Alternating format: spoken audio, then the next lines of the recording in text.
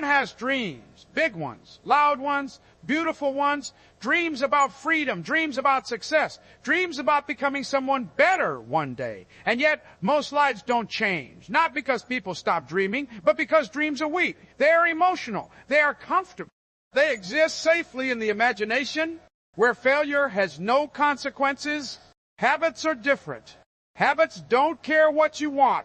They don't care how inspired you feel. They don't care how badly you wish things were different. Habits execute every single day, whether you are paying attention or not. This is where most people lose their future without realizing it. They believe dreams are powerful.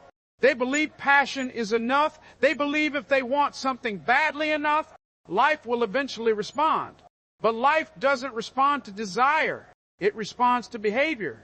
Quiet, repetitive, boring behavior, the kind no one posts about, the kind no one applauds, the kind that doesn't feel meaningful in the moment. That's why dreams feel safe. You can dream and still stay the same. You can dream and procrastinate, dream and scroll, dream and make excuses. Dreams don't demand proof. Habits do. Habits demand consistency when motivation disappears. They demand structure when emotions fluctuate. They demand discipline when nobody is watching. And that's exactly why most people fail. Not because their dreams were too small, but because their habits were aligned with comfort, not growth. Every day, without realizing it, people vote against their own future. They say they want progress but practice avoidance. They say they want confidence but repeat self-betrayal. They say they want change but protect routines that keep them stuck, and then they're confused when nothing changes. They wonder why life feels heavy, why momentum never comes, why opportunities feel distant. But the answer is brutally simple. Your habits are stronger than your dreams. They always have been. Because habits are not hopes, they are systems. They operate quietly in the background, shaping outcomes, while dreams distract you with possibility. Dreams talk about who you want to be. Habits decide who you actually become. Will you actually become? You wake up with the results of thousands of small decisions you stopped noticing. Skipping the work because you didn't feel like it. Choosing distraction because effort felt uncomfortable. Breaking promises to yourself because no one else would know. Those moments feel insignificant.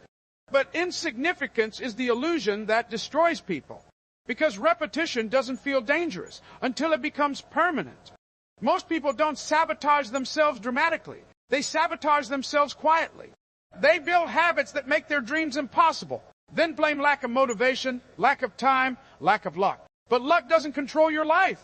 Patterns do. And habits are patterns with teeth. They pull you toward outcomes, whether you're aware of it or not. You don't need confidence to succeed. You need habits that function without confidence. You don't need belief to show up. You need habits that show up even when belief is gone. This is the part nobody wants to hear. Your future is already being decided. Not by your goals, not by your intentions, not by your dreams, but by what you repeat when it's boring, what you repeat when it's uncomfortable, what you repeat when there is no reward. Because repetition is loyal. It doesn't care about excuses. It doesn't pause for emotion. It keeps going. And one day, it delivers a result whether you like it or not. That's why dreams feel painful over time. Because the gap between what you want and what you practice keeps growing. And eventually, that gap turns into regret. Not because you didn't dream hard enough, but because your habits were stronger. Your habits do not care what you want. They don't listen to your goals, your plans, or your late-night promises to change. Habits respond only to repetition. They operate without emotion, without negotiation, and without mercy. That's why they are so powerful and so dangerous. Most people believe their life is controlled by motivation. It isn't. Motivation is temporary. It spikes when something feels new or urgent, then disappears the moment resistance shows up. Habits remain long after motivation leaves the room. This is where people get trapped. They feel stuck not because they lack desire, but because their daily behavior is running on autopilot. And autopilot doesn't care about dreams. It cares about comfort. Comfort is seductive because it feels harmless. One skipped day doesn't feel like failure. One excuse doesn't feel like surrender. One distraction doesn't feel like a decision. But habits are not built in moments of intensity. They are built in moments of permission. Every time you choose comfort over effort, you teach your brain a pattern. And patterns don't ask for approval before repeating themselves. That's how people slowly become disconnected from the life they say they want. They want progress, but their habits are optimized for relief. They want growth, but their routines are designed for ease. They want change, but they repeat what feels familiar. And familiarity always wins when there is no structure to challenge it. This is the brutal truth. Your life feels stuck because your habits are consistent, just not in the direction you think. Repetition is shaping your destiny, whether you are conscious of it or not. It is shaping how you think, how you react, how you tolerate discomfort, and how you respond to opportunity. The brain does not ask, is this good for my future? It asks, have I done this before? That's why bad habits feel automatic and good habits feel exhausting at first. You are not fighting laziness, you are fighting wiring. And wiring only changes through repetition. People often say they're waiting for clarity, but clarity doesn't come from thinking, it comes from doing. Habits create clarity because they create feedback. Without action, the mind fills the silence with doubt, overthinking, and fear. Comfort habits numb that discomfort temporarily. Scrolling, avoiding, postponing, distracting. These behaviors don't look destructive on the surface, but they steal something far more valuable than time. They steal momentum. Momentum is fragile. It's built slowly and destroyed quietly. And once it's gone, everything feels harder than it should. This is why people feel exhausted without doing anything meaningful. Their energy is leaking into habits that give nothing back. And here's the part most people don't want to hear. You don't rise to the level of your dreams. You sink to the level of your systems. Dreams live in the future. Habits live in the present. And the present always wins. You can want a different life with everything in you, but if your habits remain the same, your future will look familiar, not better. Repetition does not need belief. It does not need confidence. It does not need inspiration. It only needs permission to continue.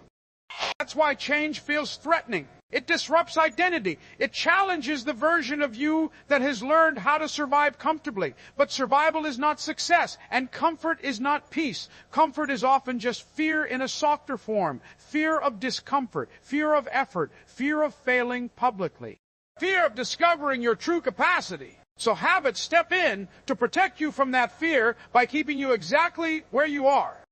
The most dangerous habits are not destructive ones. They are neutral ones. The ones that don't hurt enough to force change, but don't help enough to create growth. They create a life that feels busy, but empty. Safe, but unsatisfying.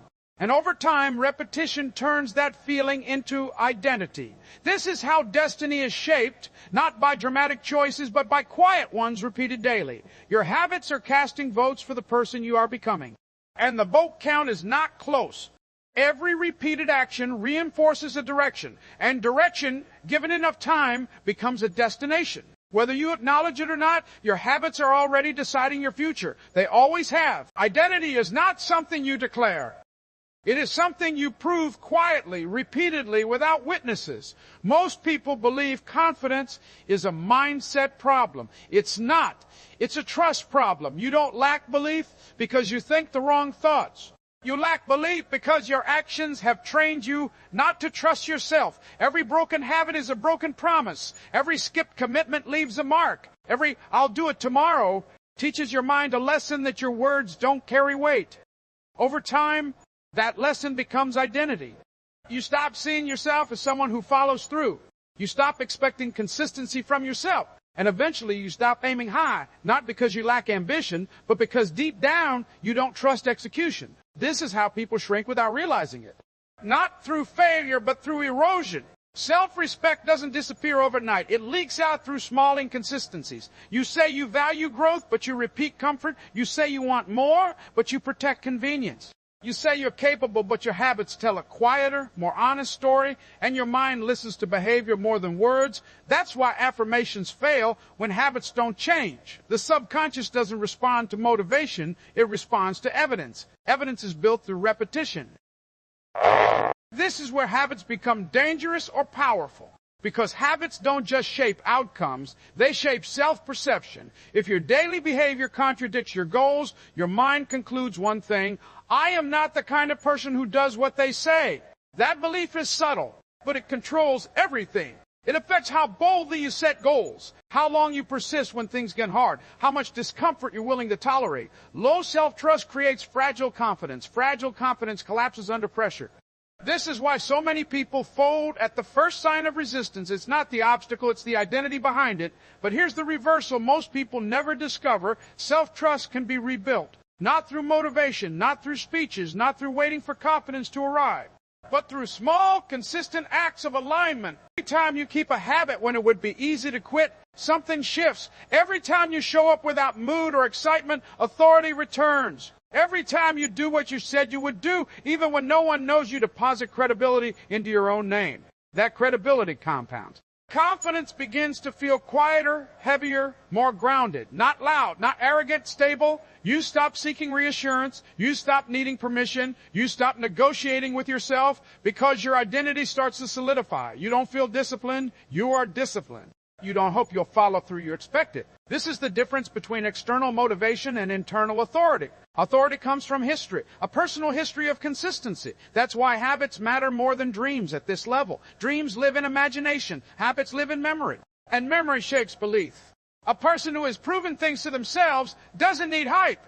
They move with certainty not because the path is easy, but because they trust their response to difficulty. This is real self-respect, not confidence you show, confidence you rely on. And it doesn't require perfection. It requires honesty, honesty about what you repeat, honesty about what you avoid, honesty about the standards you enforce when no one is checking, because habits are always speaking. They are telling you who you are long before results show up. The question is not whether your habits are shaping your identity. They already are. The question is whether they are building someone you respect or someone you constantly have to motivate, convince, and push. Inner authority is earned quietly, and once earned, it changes everything. Because when you trust yourself, you stop hesitating. When you stop hesitating, you move faster. And when you move faster with alignment, progress becomes inevitable. Not dramatic, not loud, but undeniable. Control is not loud. It doesn't announce itself. It doesn't rely on emotion. Control is quiet, deliberate, and repeatable. Most people think power comes from intensity, from moments of motivation that surge and fade. But intensity is unstable. It spikes, then disappears. Control is different. Control is what remains when emotion is gone.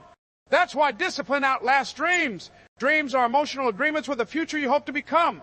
Discipline is a contract with the present you are willing to obey. One feels inspiring. The other feels restrictive. And that is exactly why discipline works. Structure is misunderstood. People think structure kills freedom. In reality, structure creates it. Without structure, your days are negotiated by mood. Without structure, your attention is auctioned to the loudest distraction. Without structure, your life becomes reactive, not chosen. The strongest people don't wake up asking how they feel. They wake up knowing what must be done. Not because they lack emotion, but because they refuse to be governed by it. Motivation is unpredictable. It arrives late and leaves early. Discipline doesn't arrive, it is enforced, and enforcement doesn't require excitement. It requires authority. Self-leadership is authority turned inward. It is the ability to command yourself without drama, to move without negotiation, to act without needing permission from your feelings. This is where most people break.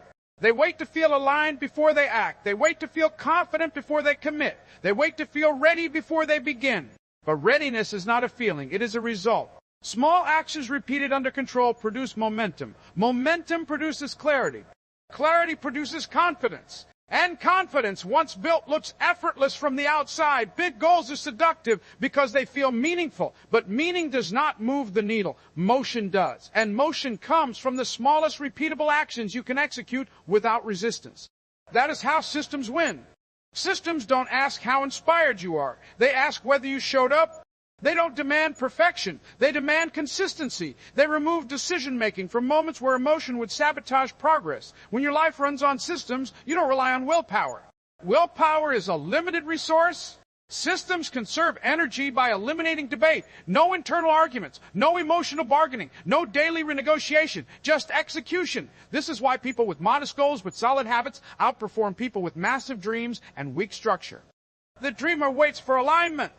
The disciplined person moves regardless. And over time, movement compounds. Small actions look insignificant because we are addicted to drama. We want transformation to feel epic. But real change feels repetitive, almost boring. That boredom is the price of control. Consistency is not exciting. It is stabilizing. It creates predictability, and predictability is power. When you know how you will act regardless of circumstances, life stops controlling you. Chaos loses its grip. External pressure loses its influence. You don't need to feel strong when your behavior is strong.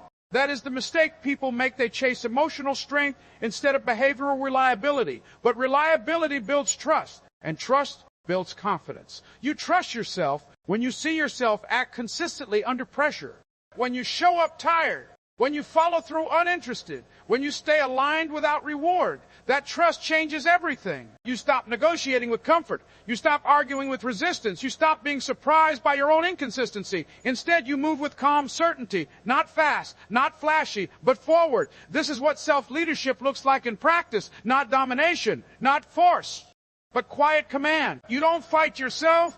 You direct yourself, and direction, sustained over time, reshapes destiny. Dreams give direction. Habits provide propulsion. Without propulsion, direction is useless. That's why your habits are stronger than your dreams. Because habits operate when dreams fall silent. They carry you through boredom, doubt, and delay. They keep moving when inspiration disappears. And the future doesn't reward intention. It rewards execution, not once, not occasionally, but daily, calm, controlled, consistent. That is how power is built. It never argues with you. It doesn't negotiate. It doesn't explain. It doesn't care how badly you wanted a different outcome. Time simply arrives and reveals. It reveals who you became while you were busy planning. It reveals what you practiced while you were hoping. It reveals whether your daily actions were aligned with your dreams or quietly working against them. This is where reality becomes unavoidable, because when the moment comes, when opportunity knocks, when pressure hits, when life demands results, you don't get to choose who you are. You show up as who you've been training to be, and that training was never about your motivation. It was never about your vision board. It was never about what inspired you for a few days. It was about your habits, the ones that felt small, the ones that felt boring, the ones you kept repeating even when no one cared. Or the ones you avoided, the shortcuts you justified, the discipline you postponed because you'd start later. Later is expensive. Delay has a cost that compounds quietly, just like progress does. Every day you choose comfort over consistency. You are not standing still, you are moving backward, just slowly enough to convince yourself nothing is wrong. But time notices. It notices the hours you wasted. It notices the standards you lowered. It notices the effort you withheld because it wasn't convenient. And one day it collects, not with anger, with accuracy. By then, explanations feel useless, because the future doesn't listen to reasons. It listens to results. This is the moment most people realize the truth too late, that dreams never carried them forward. Habits did. The life you live tomorrow is being rehearsed today. Not in big moments, in repeated ones. In the way you respond to discomfort. In the way you treat your responsibilities when no one is forcing you. In the way you choose effort when quitting would be easier. These moments don't feel dramatic, they feel ordinary. But ordinary actions repeated without compromise create outcomes that feel extraordinary. This is where inner authority is born. Not from confidence, not from validation, but from knowing you are becoming someone reliable. Someone who does not rely on mood. Someone who does not negotiate with excuses. Someone who moves forward even when progress feels invisible. That kind of self-respect cannot be faked. It shows in how you carry yourself, in how you make decisions, in how little approval you need, because when your habits are strong, your identity becomes unshakable. You don't panic when things get hard. You don't collapse when motivation fades. You don't wait for permission to act. You move because that's who you've trained yourself to be. This is the quiet power most people never build. They chase intensity instead of consistency. They chase inspiration instead of structure. They chase dreams without fortifying the habits required to carry them. And then they wonder why nothing changes. But change has always been happening. It just wasn't in their favor. Here is the final truth. Stripped of comfort and excuses. Your future is not decided by what you want. It is decided by what you repeat. No one escapes that law. Not talent, not intelligence, not ambition. Only alignment wins. And alignment is built one habit at a time. So the question is no longer whether your dreams matter. The question is whether your habits are strong enough to support them, because time will expose the answer without mercy,